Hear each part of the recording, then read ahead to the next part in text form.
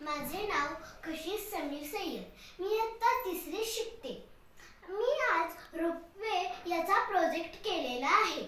यामध्ये मला काय काय साहित्य लागले ते मी तुम्हाला सांगणार आहे। यामध्ये मला पुट्टा, कागद, दोरा, बटन, बॅटरी, मोटर इत्यादी साहित्य लागलेले आहे। आता रोपवे म्हणजे काय? अवघड ठिकाणी वापरले जाणारे साधन म्हणजे किल्ला, डोंगर, चढण्यासाठी, उतरण्यासाठी या रोपवे याचा उपयोग होतो।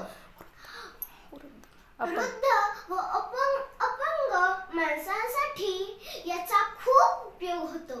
त्यांना चढण्यासाठी, उतरण्यासाठी व आपल्याला रायगडवर आपण गेलो तर आपल्याला पार करता आलं नाही तर या रोपवेचा उपयोग होतो।